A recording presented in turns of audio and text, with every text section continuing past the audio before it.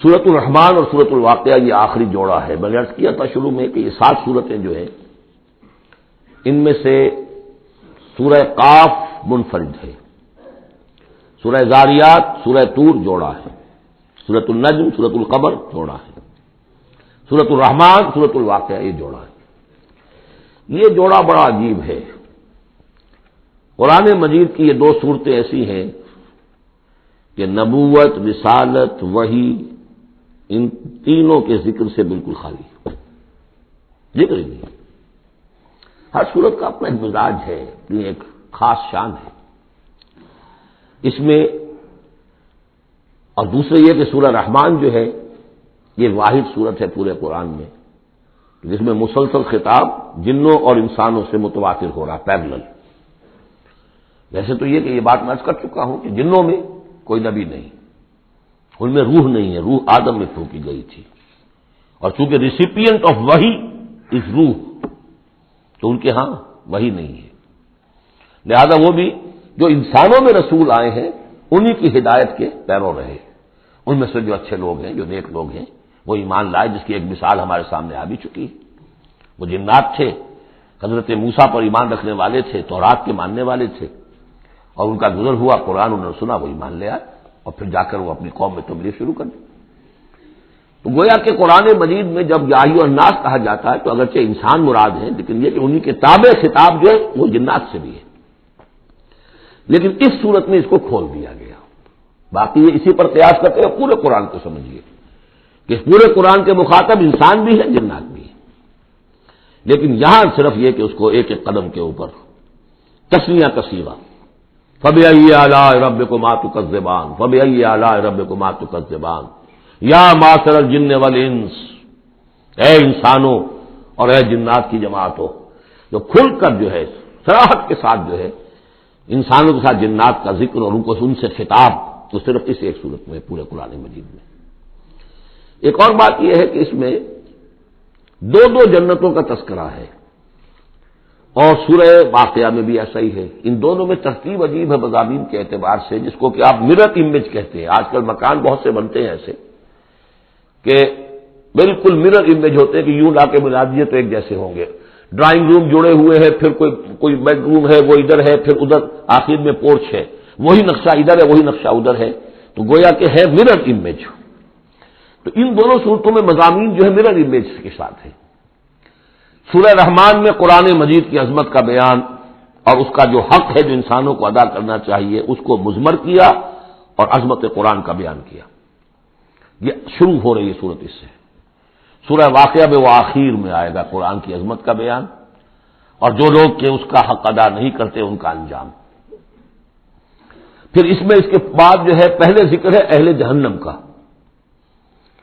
اور اس کے بعد ہے 2 طرح کی جنتوں کا. 2 درجے ہیں اہل جنت کے. لیکن وہاں کیا ہے؟ پہلے تذکرہ ہے دو کامیاب گروہوں کا، اور پھر آخر میں تذکرہ ہے جہنمیوں کا. اس اعتبار سے اس میں مضامین کی بڑی گہری مناسبت بھی ہے، اور ایک مرر امیج کی ترتیب سے یہ عکسی ترتیب ان کے مضامین میں ہے. سورۃ الرحمان بسم اللہ الرحمن الرحیم. نوٹ کر لیجئے یہ ترجیحی جو آیت ہے اس میں 31 مرتبہ آئی ہے آیت. کل آیات 78 ہیں، جن میں سے 31 جو ہیں وہ تو در حقیقت فَبِأَيِّ آلَاءِ رَبِّكُمَا تُكَذِّبَانِ اس کی تکرار ہے. یہ اسلوب قرآن مجید میں یا تو سورہ شعراء میں آ چکا ہے، 8 بار وہ الفاظ آئے تھے ان فی ذلک لآیہ وما کان اکثرهم مؤمنین وان ربک لہو العزیز الرحیم، 8 مرتبہ. یا یہ القمر میں ہم 4 دفعہ پڑھ چکے ہیں فکیف کان عذابی ونذر ولقد یسرنا القرآن للذکر فہل من مدکر. اور یہاں سورۃ الرحمان میں 31 بار آئے گا فبأي آلاء ربكما تكذبان. بسم اللہ الرحمن الرحیم. الرحمن علم القرآن خلق الانسان علمہ البیان. رحمان، اور یہ اللہ کا وہ نام ہے جو رحمت کے مادے سے، لیکن خاص شان اس کی یہ ہے کہ جس میں ایک طوفانی کیفیت ہے اللہ کی رحمت، ٹھاٹھے مارتے ہوئے سمندر کی طرح. غضبان ہم پڑھ چکے ہیں 2 دفعہ، نہایت غضبناک. حضرت موسیٰ کے لیے لفظ آیا غضبان آصفہ.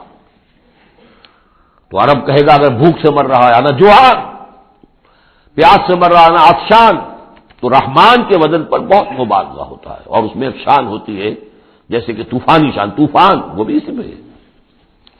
اور رحمان وہ ہستی کہ جس کی رحمت ٹھاٹے مارتے سمندر کے مانند ہے۔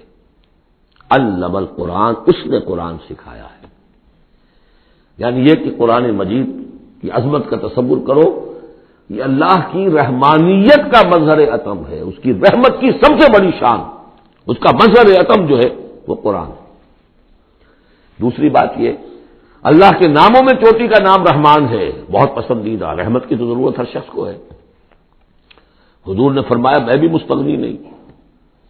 آپ نے ایک موقع پہ فرمایا کہ کوشش جنت میں صرف اپنے اعمال کی بنیاد پر نہیں جائے گا جب تک کہ رحمت خداوندی دستگیری نہ کرے۔ اور حضرت عائشہ سے ہے یہ روایت، حضرت عائشہ نے پوچھ لیا، ظاہر بات ہے میاں بیوی کے درمیان ایک بے تکلفی بھی ہوتی ہے کہ کیا حضور آپ بھی؟ آپ نے فرمایا ہاں میں بھی۔ الا ان یتغمدنی ربی برحمتہ، میں بھی جنت میں نہیں جا سکوں گا مگر اس صورت میں کہ میرا رب مجھے اپنی رحمت سے ڈھانپ لے۔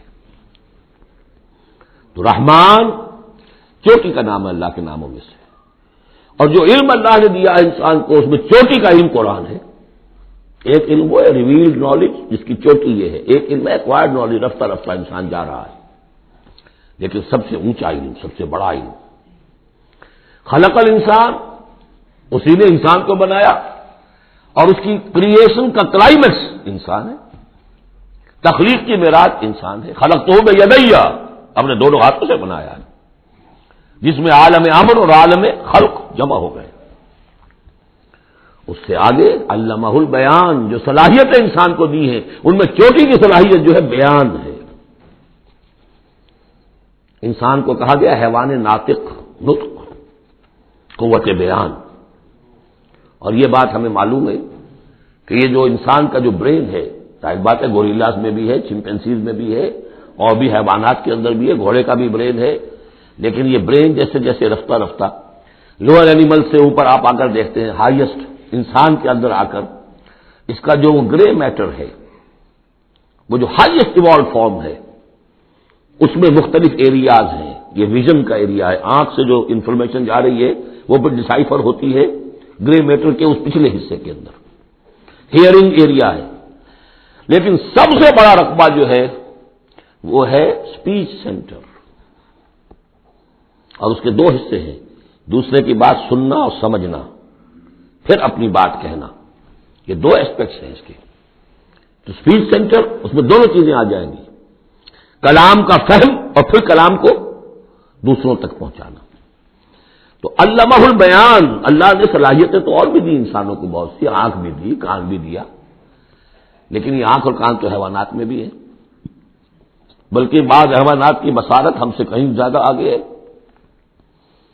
بعض حیوانات وہ ہیں کہ جنہیں روشنی کی بھی ضرورت نہیں دیکھنے کے لیے، بغیر اندھیرے میں بھی دیکھتے، ہم تو اندھیرے میں نہیں دیکھ سکتے۔ اس طرح کان، گھوڑے کا کان جو ہے اس کے کان کھڑے ہو جاتے ہیں اینٹنا کی طرح سے، اگر کہیں سے آہٹ ہو، جب یہ آپ کے گھوڑ سوار نے کچھ نہیں دیکھا، کھلا سنا ہے، جب ذرا سی آہٹ کہیں کی گھوڑے نے سن لی۔ اس حوالے سے باقی چیزیں جو ہیں ان میں تو یہ کہ علیحدہ علیحدہ گنا جائے گا تو صلاحیتیں باقی شاید انسان سے بہتر بھی دوسرے حیوانات میں ہیں۔ سونگھنے کی صلاحیت کتے میں جتنی ہے ہمارے پاس تو 1/100 بھی نہیں۔ حیوانات میں سونگھنے کا ایریا جو ہے وہ بہت بڑا ہوتا ہے برین کے اندر، وہ سونگ کر چیزوں کو اندازہ کرتے ہیں کھانے کی ہے کہ نہیں ہے۔ لیکن انسان کے ہاں آ کر ہائیسٹ لیول آف برین میں یہ اسپیچ سینٹر ہے۔ اب یہ جو 4 آیتوں سے 3 جملے بنے، الرحمن آیت 1 ہو گئی لیکن جملہ تو نہیں بنا، الرحمن مبتدا ہے، علم القرآن خبر ہے، جملہ اب بنا، تو جملے 3 ہوئے، الرحمن و علم القرآن خلق الانسان علمہ البیان۔ اس کو جو ریشو پروپورشن کا قاعدہ ہوتا تھا نسبت و تناسب کا حساب میں، ارتھمیٹک میں 3 ویلیوز دی گئی ہیں، چوتھی تلاش کرو، چوتھی ویلیو اس میں کیا ہے جو مضمر ہے، چھپی ہوئی ہے۔ انسان کو جو بہترین صلاحیت اللہ نے دی ہے قوت بیان، اس کا مصرف بھی ہونا چاہیے بہترین۔ اس کا بہترین مصرف یہ ہے کہ قرآن سمجھو اور سمجھاؤ، قرآن پڑھو اور پڑھاؤ۔ جیسے کہاوت ہے کہ توپ اس لیے نہیں بنتی کہ اسے مکھیاں ماری جائیں، اسی طرح اتنی بڑی صلاحیت جو تمہیں اللہ نے دی ہے، اسی صلاحیت کو وکلاء استعمال کرتے ہو، جو اچھا آرگو کر سکے اس کی فیس بڑھتی چلی جاتی۔ ڈیماگوگ کوئی لیڈر ہے، بڑی اچھی تقریر کر سکتا ہے، وہ بھاگنے پر جو ہے مجمع کو آبادہ کر دے گا، لوگوں کو آبادہ کر دے گا، وہ اپنی گردنیں کٹوا دیں گے، لیڈر بن جائے گا۔ تو یہ صلاحیت جو ہے اس لیے نہیں ہے کہ تم دنیا میں لیڈریاں اپنی بناؤ اس کے ذریعے سے، اس کا مصرف کیا ہے؟ قرآن سمجھو اور سمجھاؤ۔ یہ ہے بیان، اللہ کا بیان۔ اس بیان کو سمجھنا، پہلے تو اسپیچ سینٹر کا وہ حصہ جو ہے اس کو سمجھے، اور پھر اسپیچ سینٹر کا جو دوسرا جو حصہ ہے وہ اس کو بیان کرے۔ چنانچہ اس کو کھول کر بیان کر دیا محمد رسول اللہ صلی اللہ علیہ وسلم نے۔ حدیث ہے آپ کی جس کے راوی ہیں عثمان ابن عفان۔ دیکھیے نام کے اندر بھی وہ قافیہ مل رہا ہے، الرحمن علم القرآن خلق الانسان علمہ البیان عن عثمان ابن عفان۔ اب عفان کے بیٹے عثمان نے روایت کیا، حضور نے فرمایا خیرکم من تعلم القرآن وعلمہ، اور خیر یہاں پر سپرلیٹو کے سنس میں آ رہا ہے، تم میں بہترین لوگ وہ ہیں جو قرآن سیکھیں اور سکھائیں۔ اب سورہ قبر کے فوراً بعد یہ وَلَقَدْ يَسَّرْنَا الْقُرْآنَ لِلذِّكْرِ فَهَلْ مِن مُّدَّكِرٍ الرحمن علم القرآن خلق الانسان علمہ البیان الشمس والقمر بحسبان۔ یہ سورج اور چاند سب ایک حساب کے ساتھ ہیں، ان کی گردش حساب کے ساتھ ہے، اسی حساب سے دن بن رہے ہیں، راتیں بن رہی ہیں، ہفتے اور سال اور مہینے بن رہے ہیں۔ والنجم والشجر یسجدان، نجم جو ہے تو ستارے، سورج اور چاند کے مناسبت سے تو اس کے لیے ستارے کی مفہوم ہے، لیکن نجم جو عربی زبان میں جھاڑیوں کو بھی کہتے ہیں جو زمین میں ہوتی ہیں، کیونکہ یہ ستارے بھی زمین میں اتنے نظر آتے ہیں جیسے کہ جھاڑیاں ہوں۔ تو النجم والشجر یسجدان، شجر کے حوالے سے اگر ترجمہ کرتے ہیں تو وہ جھاڑیاں، یہ بھی سجدہ کرتے ہیں، اللہ کے سامنے سربسجود ہوتے ہیں، ان کے سائے جیسا کہ کئی دفعہ آ چکا ہے۔ والسماء رفعها ووضع الميزان، اور آسمان کو اس نے بلند کیا اور اس میں رکھے ترازو۔ یہاں اس سے مراد وہ ترازو نہیں ہے جو کہ تولتی ہے دنیا کے اندر، اس میں بیلنس ہے، کاسمک بیلنس۔ آسمان اور زمین کے اندر، آسمان میں جتنے اجرام سماویہ ہیں، ان کو جو چیز تھامے ہوئے ہے، قائم رکھے ہوئے ہے، وہ ایک بیلنس ہے۔ جو کشش ثقل ہے، ان کی مختلف، یہ سب ایک دوسرے کو کھینچ رہے ہیں، اور ادھر ادھر سے دونوں طرف سے جو کھینچ ہے وہ ہر کرے کو اپنی جگہ پر رکھے ہوئے ہیں۔ یہ بیلنس جب ذرا سا گڑبڑ ہوگا اور یہ کرے آپس میں ٹکرا جائیں گے، فاصلے بھی کہیں تو ہوتا ہے conversely proportional to the distance, لہذا وہ جو گریویٹیشنل فورس ہے، اگر ایک طرف سے ذرا فاصلہ کم ہو گیا، اس کا مطلب دوسری طرف بڑھ گیا، تلپٹ ہو جائے گا۔ تو یہ کاسمک بیلنس ہے۔ والسماء رفعها ووضع الميزان الا تطغوا في الميزان، دیکھو اس میزان میں، اس توازن میں، یہ جو بیلنس ہے یہاں کا، اس میں کوئی کمی بیشی نہ کرو، بد زیادتی کرو۔ واقیموا الوزن بالقسط ولا تخسروا الميزان، اور قائم رکھو وزن کو قسط کے ساتھ، عدل کے ساتھ، اور اس کے اندر کہیں کوئی کمی نہ کرو، نہ تطغوا نہ تخسروا، نہ کمی نہ زیادتی۔ کہیں فاصلہ بڑھ جائے گا تب بھی خرابی، کہیں فاصلہ کم ہو جائے گا تب بھی خرابی۔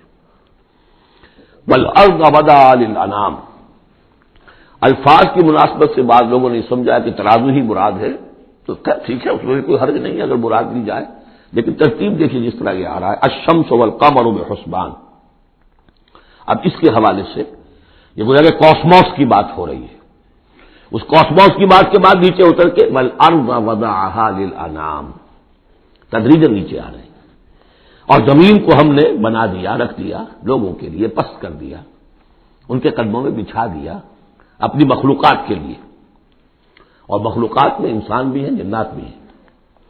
فیہا فاکہۃ، اس میں میوے ہیں، والنخل، اور کھجوریں ہیں، ذات الاکمام، جن پر کے غلاف چڑھے ہوتے ہیں، والحب ذو العصف، اور اناج ہے جس کے ساتھ بچ بھی ہوتا ہے، والریحان، اس کے دو ترجمے ہیں، ایک تو یہ کہ اور خوشبودار پھول بھی ہے، یا یہ کہ اور دوسری غذائیں بھی ہیں۔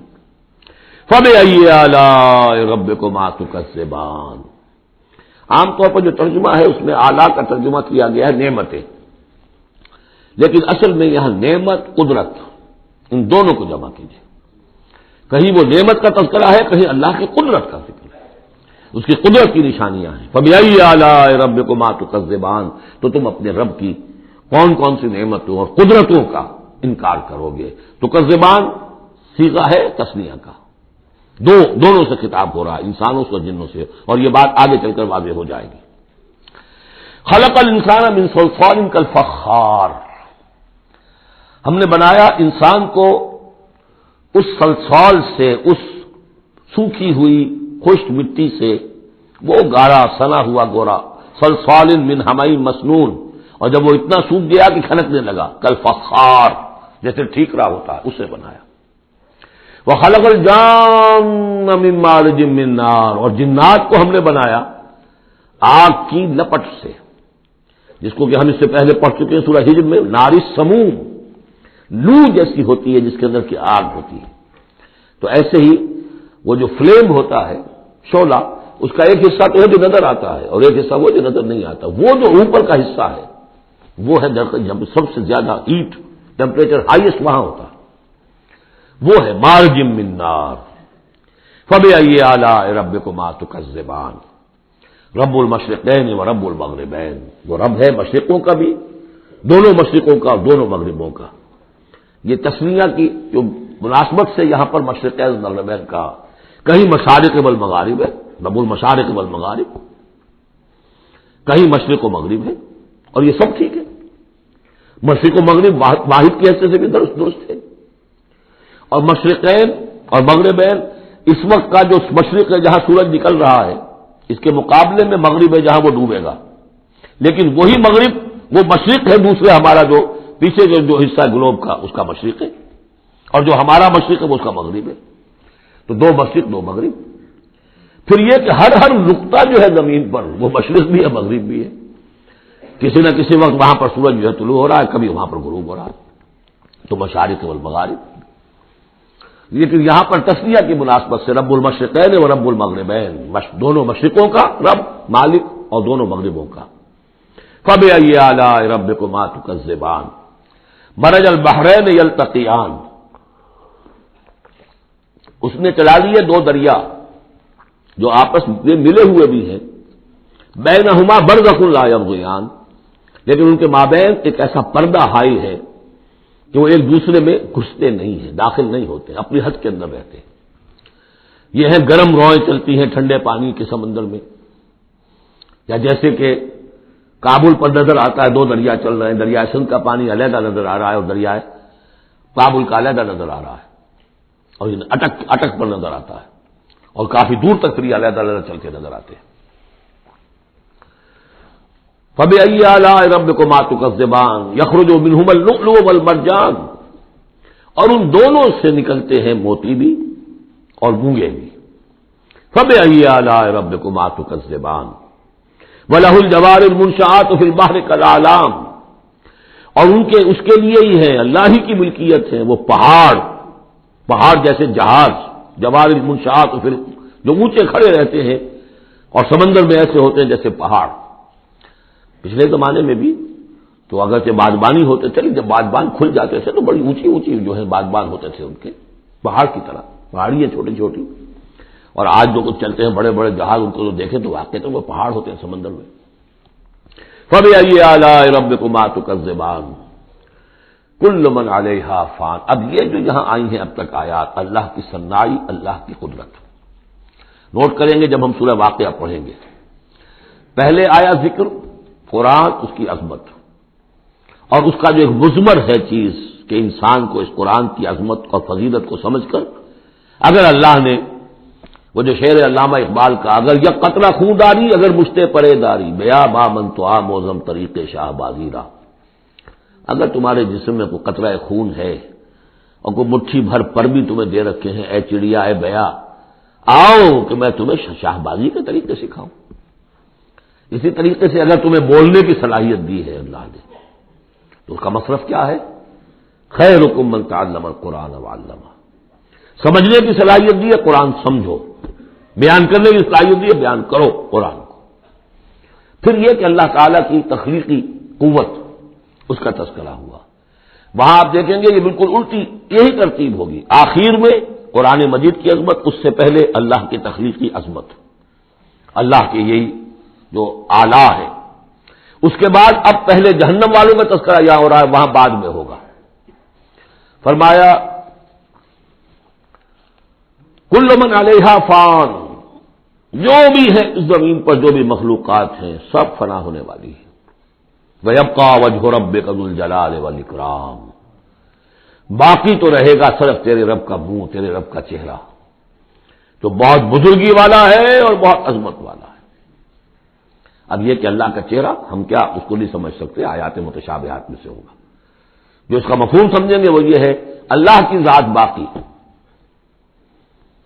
باقی سب چیز اللہ تعالیٰ کے سوا سب فانی، پوٹینشلی سب فانی ہے، اپنے طور پر سب کسی کا وجود جو ہے اپنے بل پر قائم نہیں ہے۔ اللہ جب تک قائم رکھے تو در حقیقت وہ خود اپنے بل پر قائم نہیں ہے، وہ تو اللہ تعالیٰ نے ان کو قائم رکھا ہوا ہے۔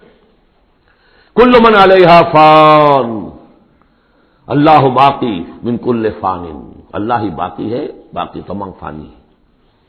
وَيَبْقَى وَجْهُ رَبِّكَ ذُو الْجَلَالِ وَالْإِكْرَامِ فَبِأَيِّ آلَاءِ رَبِّكُمَا تُكَذِّبَانِ یسألہ من فی السماوات والارض، جو بھی ہے آسمان اور زمین میں وہ سب اس کے در کے سوالی ہیں، اسی سے مانگ رہے ہیں۔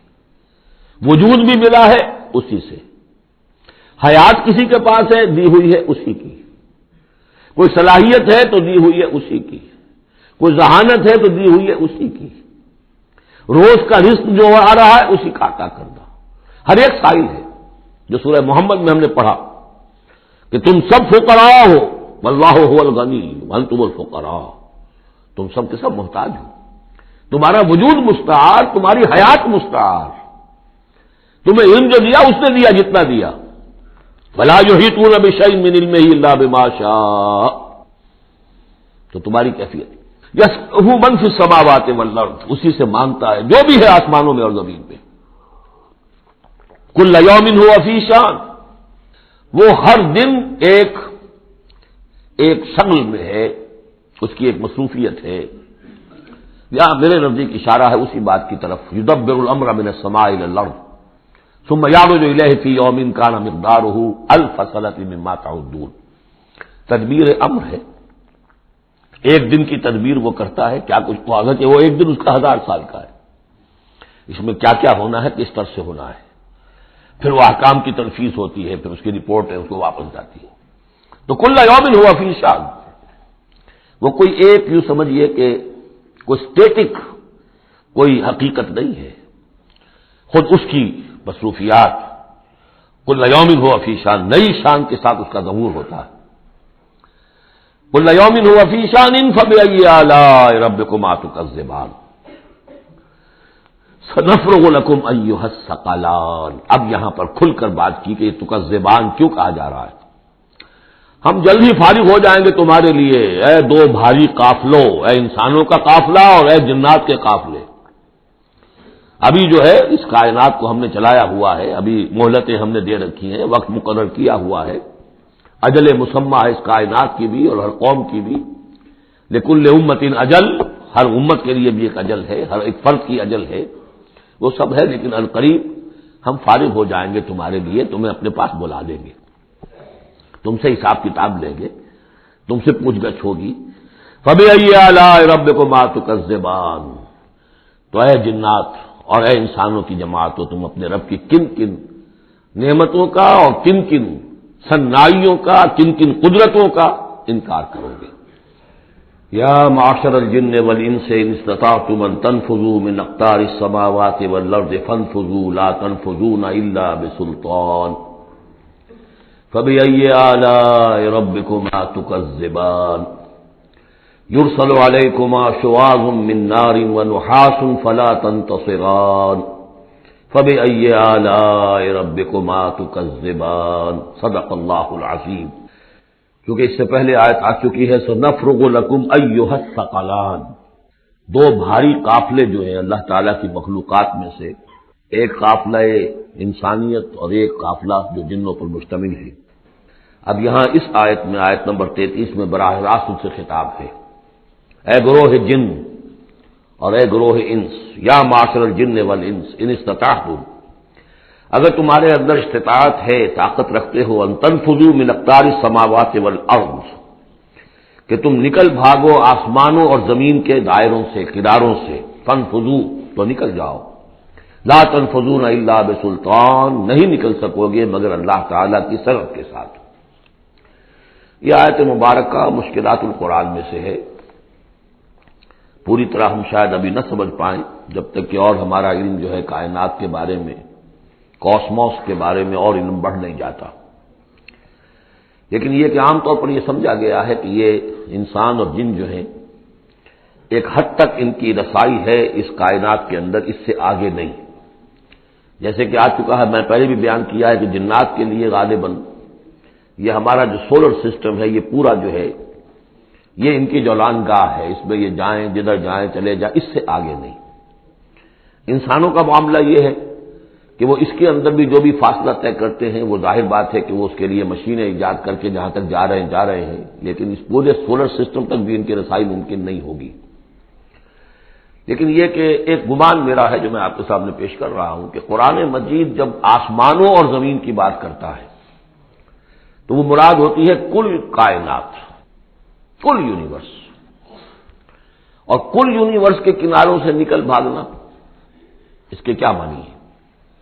اس کے معنی یہ ہے معدوم ہو جانا، یعنی یہ کہ جہنم میں پڑنے والے چاہیں گے کہ ہم معدوم ہو جائیں، کاش کہ جیسا کہ ہم نے پڑھا تھا سورہ نساء میں، فَكَيْفَ إِذَا جِئْنَا مِنْ كُلِّ أُمَّةٍ بِشَهِيدٍ وَجِئْنَا بِكَ عَلَىٰ هَٰؤُلَاءِ شَهِيدًا، اس روز انسان چاہیں گے کہ اس طرح زمین شق ہو جائے، وہ اس میں دھس جائے اور زمین اوپر سے برابر کر دی جائے، یہ تو ہوگا یوم الحساب کو۔ لیکن سوال یہ ہے کہ من اقطار السماوات والارض، تمام آسمانوں اور زمین کے کناروں سے نکل بھاگنا، معدوم ہونا، یہ بھی بس میں نہیں ہے، اللہ کے اذن سے ہی ہم بنے ہیں، ہمیں وجود عطا ہوا ہے، اور اللہ ہی کا اختیار ہے جو ہمیں معدوم کر سکتا ہے۔ ہم لاکھ چاہیں کہ معدوم ہو جائیں، معدوم نہیں ہو سکتے، یہ بھی ہمارے اختیار سے باہر ہے، اذن رب ہی ہو تو ہم معدوم ہوں بغیر اذن رب۔ یہاں پر ویسے جو الا بسلطان، اللہ کا حکم، اللہ کی مرضی، اللہ کی سند، اس طرح کی کوئی بات ہے، اگرچہ عام طور پر بات وہ سمجھی گئی ہے جو پہلے میں نے بتایا، میرا گمان یہ ہے واللہ عالم۔ بہرحال مشکلات القرآن میں سے ہے۔ فَبِأَيِّ آلَاءِ رَبِّكُمَا تُكَذِّبَانِ، تو تم اپنے رب کی کن کن نعمتوں اور کن کن صنائیوں اور کاریگریوں اور کن کی قدرتوں کا انکار کرو گے۔ یُرْسَلُ عَلَيْكُمَا شُوَاظٌ مِّن نَّارٍ، تم پر پھینکے جائیں گے شعلے بھڑکتے ہوئے آگ کے، وَنُحَاسٌ، اور دھواں ملا ہوا، وہ آگ جس میں کہ دھواں ملا ہوا ہو، فَلَا تَنتَصِرَانِ، پھر تم بدلہ نہیں لے سکو گے۔ فَبِأَيِّ آلَاءِ رَبِّكُمَا تُكَذِّبَانِ فَإِذَا انشَقَّتِ السَّمَاءُ، جب آسمان پھٹ جائے گا، فَكَانَتْ وَرْدَةً كَالدِّهَانِ، تو ایسے ہو جائے گا گلابی رنگ کا جیسے کہ تیل کی تلچھٹ ہوتی ہے، جب تیل کو صاف کیا جاتا ہے تو اس کے نیچے جو تلچھٹ رہ جاتی گلابی رنگ کی۔ فَبِأَيِّ آلَاءِ رَبِّكُمَا تُكَذِّبَانِ فَيَوْمَئِذٍ لَا يُسْأَلُ عَنْ ذَنبِهِ إِنسٌ وَلَا جَانٌ، تو اس روز کوئی پوچھنے کی ضرورت نہیں ہوگی ان کے گناہوں کے بارے میں، نہ انسانوں سے نہ جنوں سے۔ اللہ تعالیٰ پوچھے گا، حساب کتاب بھی ہوگا، لیکن یہ کہ اپنی جگہ پر ہر ایک کے چہرے پر لکھا ہوگا اس کا انجام۔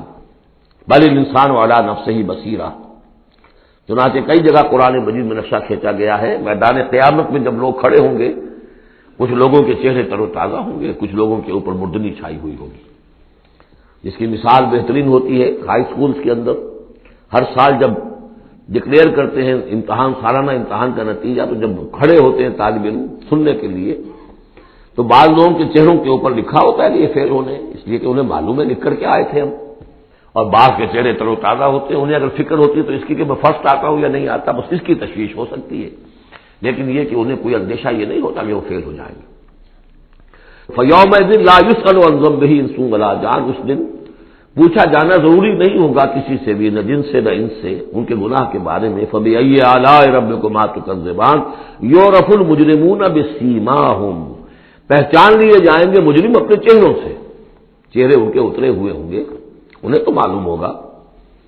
یعرف المجرمون بسیماہم فیؤخذ بالنواصی والاقدام، پھر ان کو پکڑا جائے گا ان کی پیشانی کے بالوں سے اور پاؤں سے، یعنی ہر ایک کو کوئی فرشتہ جو ہے وہ ادھر سے اس کی پیشانی کے بال پکڑے گا اور ادھر سے اس کی ٹانگیں پکڑ کر ٹاس کرے گا اسے۔ فَبِأَيِّ آلَاءِ رَبِّكُمَا تُكَذِّبَانِ هَٰذِهِ جَهَنَّمُ الَّتِي يُكَذِّبُ بِهَا الْمُجْرِمُونَ، جب پھینکا جائے گا اسے جہنم، یہ ہے وہ جہنم کہ جس کو جھٹلاتے رہے تھے وہ لوگ کہ جو جھٹلانے والے تھے، هَٰذِهِ جَهَنَّمُ الَّتِي يُكَذِّبُ بِهَا الْمُجْرِمُونَ، جسے مجرم گناہ گار جھٹلاتے رہے۔ یطوفون بینہا وبین حمیم آن، اب وہ چکر لگاتے رہیں گے، اس آگ سے نکلیں گے، پانی پینا چاہیں گے تو وہ پانی کھولتا ہوگا، حمیم آن، کھولتے پانی کے اور اس آگ کے درمیان۔ فَبِأَيِّ آلَاءِ رَبِّكُمَا تُكَذِّبَانِ، اب یہ تو اہل جہنم کا انجام ہے جو یہاں بیان ہو گیا۔ یہاں جنتیوں کے انجام سے پہلے ان کا بیان ہے، سورہ واقعہ میں پہلے جنتیوں کا بیان آئے گا اور پھر اہل جہنم کا بیان آئے گا، ترتیب عکسی۔ وَلِمَنْ خَافَ مَقَامَ رَبِّهِ جَنَّتَانِ، اور جو بھی اپنے رب کے حضور میں کھڑے ہونے سے ڈرتا رہا، لرزا و ترسا رہا، اس کے لیے دو جنتیں ہیں۔ یہ دو جنتیں کیوں کہی گئی؟ اس کے لیے جو توجیہ میری سمجھ میں آئی ہے اس میں مجھے خاصا اطمینان ہے، انشراح ہے کہ جنتیں جو جنوں کے لیے ہوں گی وہ علیحدہ جنت ہے، انسانوں کے لیے علیحدہ ہے۔ ظاہر بات ہے دونوں کے احساسات جدا ہیں، دونوں کے ذوق جدا ہیں، دونوں کے مذاق جدا ہیں، لہذا ایک جنت ہے کہ جو انسانوں کے لیے ہے اور ایک جنت ہے کہ جو جنات کے لیے ہے۔ ایک ہی طرح کی چیزیں ان دونوں کے لیے پلیزنٹ اور ان دونوں کے لیے جو ہو سکتی ہیں مسرت اور سرور آمیز، وہ ایک طرح کی نہیں ہو سکتی، ان کے تقاضے مختلف ہوں گے۔ تو لمن خاف، جو ڈرنے والے ہیں ان کے لیے جنتیں فراہم کر دی اللہ نے، وہی تسلیہ کا صیغہ ہے کیونکہ یہاں جنوں اور انسانوں سے خطاب ہو رہا ہے مسلسل۔ یہ جو جنتان ہوں گی یہ ابتدائی جنتیں جن کا ذکر یہاں ہو رہا ہے، اس کے بعد دو اور جنتیں ہوں گی، تو جنتیوں کے دو درجے ہیں، ان میں جنات بھی ہوں گے انسان بھی ہوں گے، تو چار ہو گئے۔ کمتر درجے کے جنتی انسان اور جن دو، اور برتر درجے کے جنتی انسان اور جن دو، تو دو اور دو چار۔ تو یہاں پر اس سورہ مبارکہ میں چار جنتوں کا ذکر ہے۔ پہلے یہ کمتر درجے کے جنتیوں کا ذکر ہو رہا ہے۔ وَلِمَنْ خَافَ مَقَامَ رَبِّهِ جَنَّتَانِ فَبِأَيِّ آلَاءِ رَبِّكُمَا تُكَذِّبَانِ ذَوَاتَا أَفْنَانٍ، اس کی بہت سی شاخیں ہوں گی اس جنت کی۔ فَبِأَيِّ آلَاءِ رَبِّكُمَا تُكَذِّبَانِ فِيهِمَا عَيْنَانِ تَجْرِيَانِ، ان دونوں میں چشمے ہیں۔ اب عینان، ایک ایک جنت میں ایک ایک چشمہ ہے جو بہہ رہا ہے۔ فَبِأَيِّ آلَاءِ رَبِّكُمَا تُكَذِّبَانِ، اپنے رب کی کون کون سی نعمتوں کو جھٹلاؤ گے۔ فِيهِمَا مِن كُلِّ فَاكِهَةٍ زَوْجَانِ، اور ان دونوں میں ہر طرح کے جو میوے ہیں ان کی دو دو قسمیں ہیں، جوڑے ہیں۔ فَبِأَيِّ آلَاءِ رَبِّكُمَا تُكَذِّبَانِ مُتَّكِئِينَ عَلَىٰ فُرُشٍ بَطَائِنُهَا مِن اسْتَبْرَقٍ وَجَنَى الْجَنَّتَيْنِ دَانٍ، اور وہ وہاں تکیہ لگائے ہوں گے، سہارا لگائے ہوں گے ایسے فرشوں پر کہ جن کے استر بنے ہوئے ہوں گے گاڑھے ریشم کے، استر ہوں گے گاڑھے ریشم کے، تو جو ان کا اصل جو اوپر کا حصہ ہوگا وہ کس شے کا ہوگا، گویا کہ وہ تمہارے تصور سے باہر ہے۔ وَجَنَى الْجَنَّتَيْنِ دَانٍ، اور دونوں جو باغ ہیں دونوں جنتوں کے، ان کے جو پھل ہیں میوے وہ جھک رہے ہوں گے، نیچے کو ہوں گے، تاکہ آرام سے جنتی جو ہے جو چاہے حاصل کر لے۔ فَبِأَيِّ آلَاءِ رَبِّكُمَا تُكَذِّبَانِ فِيهِنَّ قَاصِرَاتُ الطَّرْفِ، ان جنتوں میں ہوں گی وہ عورتیں کہ جن کے نگاہیں نیچے جھکی ہوئی ہوں گی۔ عورت کے اندر شرم اور حیا جو ہے اس کا خاص زیور ہے، یہ خود اس کے حسن کا ایک حصہ ہے۔ تو نگاہوں کا نیچا ہونا یہ اصل میں حیا اور شرم کی علامت ہے، نیچے نگاہ والیاں۔ لم یطمثن انس قبلہم ولا جان، ان کو چھوا نہیں ہوگا اس سے پہلے نہ کسی انسان نے نہ جن نے، ان سے پہلے۔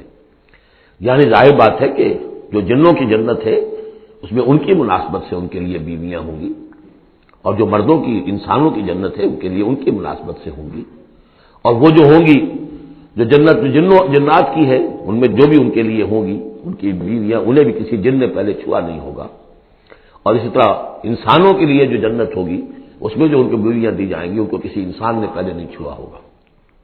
فَبِأَيِّ آلَاءِ رَبِّكُمَا تُكَذِّبَانِ كَأَنَّهُنَّ الْيَاقُوتُ وَالْمَرْجَانُ، وہ جو ہوں گی بیویاں دی جائیں گی ان جنتوں میں، وہ ایسے ہوں گی جیسے لال اور مونگے۔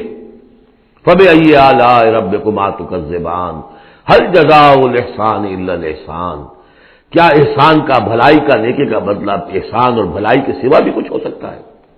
ان لوگوں نے اللہ کے لیے، اللہ کے دین کے لیے، اللہ کے احکام کی پابندی میں جو کچھ بھی انہوں نے محنتیں کی، کوششیں کی، اب ظاہر بات ہے کہ اللہ تعالیٰ کو اس کا بدلہ انہیں دینا ہے انہی صورتوں میں۔ وَمِن دُونِهِمَا جَنَّتَانِ، اور ان سے پرے دو جنتیں اور ہیں۔ اب اس میں مفسرین کے مختلف اقوال ہیں، پہلی جنتیں کن کی ہیں، دوسری جنتیں کن کی ہیں، اس لیے کہ اس کے لیے دو الفاظ جو آئیں گے سورہ واقعہ میں آئیں گے کہ ایک اصحاب الیمین ہے اور ایک مقربون ہے۔ ایک وہ ہے جو آگے اللہ کے بہت ہی مقرب بارگاہ ہو جاتے ہیں، اولئک المقربون، اور ایک وہ ہے کہ جو داہنے والے ہیں، اور ایک ہے شمال والے۔ تو ایک تو ہے بنیادی، یہ گمراہ تھے، یہ جہنمی، یہ نیک تھے، اور یہ جو ہے جنتی ہیں، لیکن ایک ہے بہت آگے والے، فالسابقون السابقون اولئک المقربون، وہ لوگ جو آگے نکل جانے والے ہیں، وہ جو بلندتر نیکیوں والے ہیں، بلندتر مقامات والے ہیں۔ جیسے کہ سورہ توبہ میں ہم نے پڑھا تھا والسابقون الاولون من المہاجرین والانصار والذین اتبعوہم بإحسان، تو دو درجے ہو گئے تھے۔ تو اس طرح یہاں پر جو میرے نزدیک پہلی جنتوں کا تذکرہ جو ہے وہ در حقیقت ہے جو کم تر جنتی ہے، اصحاب الیمین، اور اب جو تذکرہ ہو رہا ہے وہ ہے جنت ان کی کہ جو مقربین بارگاہ ہے، سابقین۔ وَمِن دُونِهِمَا جَنَّتَانِ، اور ان دونوں کو پرے اور دو جنتیں ہوں گی۔ فَبِأَيِّ آلَاءِ رَبِّكُمَا تُكَذِّبَانِ، یہ بھی دو ہوں گی، ایک جنات کے لیے اور ایک انسانوں کے لیے۔ مُدْحَامَّتَانِ، بڑے گہرے سبز رنگ کی جنتیں ہوں گی، سبز کاہی جسے ہمارے ہاں کہا جاتا ہے، گہرا سبز، سیاہی مائل سبز، اتنی گہرا سبز ہو کہ سیاہی مائل ہو جائے۔ یہ میں ابھی عرض کروں گا، اس کی ایک خاص پس منظر ہے۔ فَبِأَيِّ آلَاءِ رَبِّكُمَا تُكَذِّبَانِ فِيهِمَا عَيْنَانِ نَضَّاخَتَانِ، اس میں دو چشمے ہیں ابلتے ہوئے۔ فَبِأَيِّ آلَاءِ رَبِّكُمَا تُكَذِّبَانِ فِيهِمَا فَاكِهَةٌ وَنَخْلٌ وَرُمَّانٌ، اس میں میوے ہیں، کھجوریں ہیں، انار ہیں۔ فَبِأَيِّ آلَاءِ رَبِّكُمَا تُكَذِّبَانِ، یہ یوں سمجھیے کہ ایک تو ہے خالص عربی ذوق، اور عرب کا جو ایک خاص ماحول تھا، اور خاص طور پر عرب کا وہ علاقہ جس میں قرآن نازل ہوا ہے، حجاز، پہاڑی علاقہ ہے، اس میں جب آتے تھے چشمے اور جب بہہ جاتی تھی وادیاں تو ابلتی ہوئی پہاڑی، چونکہ چشمے جیسے ہوتے ہیں پہاڑی نالے، تو ان کے اندر جوش و خروش ہوتا ہے۔ اور دوسرے کہ وہاں پر جو باغات ہوتے تھے کھجور کے درخت، اور وہاں پر وہ سبزی جو رنگ ہے ان کا وہ سبزی مائل گہرا، اور اسی کے اندر پھر جو چھاؤں ہے، تو جو ان کا تصور ہے ایک عربی ذوق ہے، ایک عجمی ذوق ہے۔ وہ عجمی ذوق ہے جو پہلے بیان ہوا ہے، عربی ذوق ہے جو اب بیان ہو رہا ہے۔ فیہما فاکہۃ ونخل ورمان، اب یہ چیزیں جو ہیں یہ عرب کے اندر کھجوریں ہیں، انار ہے۔ فبأي آلاء ربكما تكذبان فیہن خیرات حسان، اس میں ہوں گی بہت ہی اچھی عورتیں، نہایت خوبصورت۔ فبأي آلاء ربكما تكذبان حور مقصورات فی الخیام، اب یہاں حور کا لفظ آیا، پہلے میں نہیں آیا ہے۔ پہلے میں یہ تو آیا ہے فیہن قاصرات الطرف لم یطمثن انس قبلہم ولا جان، لیکن لفظ حور یہاں آیا ہے۔ اسی کو نوٹ کریں گے کہ سورہ واقعہ میں بھی ایک کے ساتھ حور کا لفظ آئے گا، دوسرے کے ساتھ نہیں۔ حور مقصورات فی الخیام، اب یہ بھی عرب پس منظر ہے، خیموں میں رہنے والے وہ حوریں کہ جو خیموں میں رکی رہنے والی ہوں گی۔ ظاہر بات ہے کہ وہاں پر تو عام طور پر شہر بہت کم تھے، پورے عرب کے اندر، حجاز کے اندر بہت کم، جو عام طور پر جو آبادیاں تھیں وہ خیموں میں رکی رہنے والیاں۔ وقرن فی بیوتکن ولا تبرجن تبرج الجاہلیۃ الاولی، وہ شمع محفل نہیں بنتی بلکہ وہ چراغ خانہ بنتی ہیں۔ حور مقصورات فی الخیام فبأي آلاء ربکما تکذبان لم یطمثن انس قبلہم ولا جان، نہیں انہیں چھوا ہوگا ان سے پہلے نہ کسی انسان نے اور نہ کسی جن نے۔ یہ ان دونوں کے میرے نزدیک علیحدہ علیحدہ، جنات کی جو جنت ہے اس میں جو ان کے لیے عورتیں اور بیویاں فراہم کی جائیں گی انہیں کسی جن نے نہیں چھوا ہوگا ان سے پہلے، اور جو انسانوں کے لیے جنت ہوگی وہاں جو انہیں بیویاں دی جائیں گی اور حوریں دی جائیں گی انہیں کسی انسان نے نہیں چھوا ہوگا۔ فبأي آلاء ربكما تكذبان متكئين على رفرف خضر وعبقري حسان، وہ تکیہ لگائے بیٹھے ہوئے ہوں گے سب مسندوں پر اور بڑے قیمتی نفیس بچھونوں پر۔ فَبِأَيِّ آلَاءِ رَبِّكُمَا تُكَذِّبَانِ تَبَارَكَ اسْمُ رَبِّكَ ذِی الْجَلَالِ وَالْإِکرام، بہت بابرکت ہے نام تیرے رب کا جو بہت ذی الجلال بڑائی والا ہے اور اکرام عظمت والا ہے۔ اب اس میں آپ نے دیکھا نبی، رسول، کتاب، کسی کا کوئی تذکرہ نہیں، اللہ اور آخرت، جنت اور دوزخ، باقی اللہ کی کریٹو جو اس کی ایکٹیویٹی ہے، آیات آفاقیہ، آیات انفسیہ، تذکیر بآلاء اللہ، ان کا ذکر ہے۔ تو منفرد ہیں یہ صورتیں دونوں اس اعتبار سے، اور جوڑا ہونے کی وہ نسبت آپ کو بڑی نمایاں نظر آئے گی اس میں۔ وہ مضامین جو یہاں آئے ہیں ایک ترتیب سے، یہاں اس کی عکسی ترتیب سے۔ بارک اللہ لی ولکم فی القرآن العظیم ونفعنی وإیاکم بالآیات والذکر الحکیم۔